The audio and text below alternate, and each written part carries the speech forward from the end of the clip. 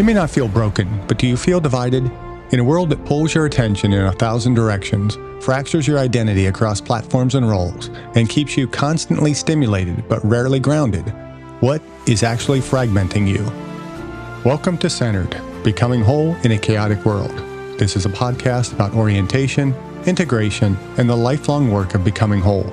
I am your host, Dr. Jeff Armstrong, a PhD exercise physiologist with a deep interest in the intersection of the physical and the spiritual. In this episode, we begin at the foundation. Before we talk about flourishing, integration, or formation, we must ask you a deeper question. What is fragmenting you? Because wholeness is not built on denial. It begins with clarity. Most people would not say they are falling apart. They would say they are busy, overextended, tired, distracted, but not fragmented. Yet fragmentation rarely announces itself dramatically. It shows up subtly. You cannot focus for more than a few minutes.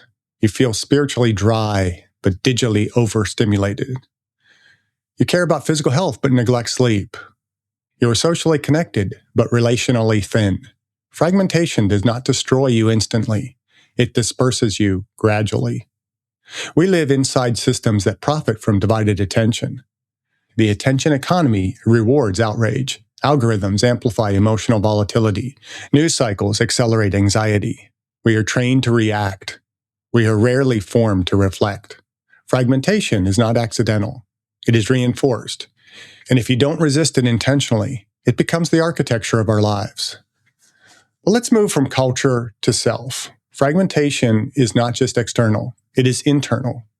Spiritual compartmentalization, physical neglect or obsession, intellectual shallowness or arrogance, emotional volatility, social performance instead of authenticity.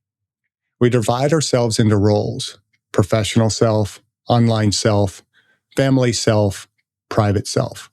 And slowly, the question emerges, which one is actually me? Fragmentation produces anxiety because nothing feels anchored, exhaustion because constant switching drains cognitive energy, shame because inconsistency breeds internal tension, restlessness because dispersion prevents depth, and perhaps most dangerous of all, a quiet sense that you are living wide but not deep. As an exercise physiologist, I understand the stress adaptation. The body adapts to consistent, targeted stress. But chaotic stress, unpredictable overload, lack of recovery, that produces breakdown. The same is true spiritually. Without integration and recovery, the human system destabilizes. Fragmentation keeps us in a low-grade sympathetic activation, always checking, always responding, always alert, but rarely resting. You cannot flourish in constant activation. Wholeness requires rhythm. The first step toward wholeness, before integration, becomes awareness. Ask yourself, where do I feel divided? Where am I inconsistent? Where do my values and behaviors not align? In the SPIES dimensions, spiritual, do I nurture interior life or neglect it? Physical, do I honor embodiment or ignore it? Intellectual, do I pursue depth or skim endlessly? Emotional, do I regulate or react? Social, do I cultivate community or perform connection? Fragmentation thrives in vagueness. Clarity begins the healing.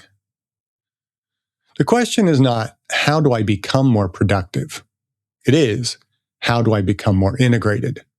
Because flourishing is not acceleration, it is alignment. Fragmentation is the defining pathology of our age, but it does not have to define you. Awareness precedes formation. Clarity precedes convergence. And next, we will begin constructing the architecture of wholeness. If this conversation resonated, subscribe and stay with this journey. Share this episode with someone who feels stretched thin in a noisy world. And remember, subscribe, share, and join the work of becoming whole in a chaotic world.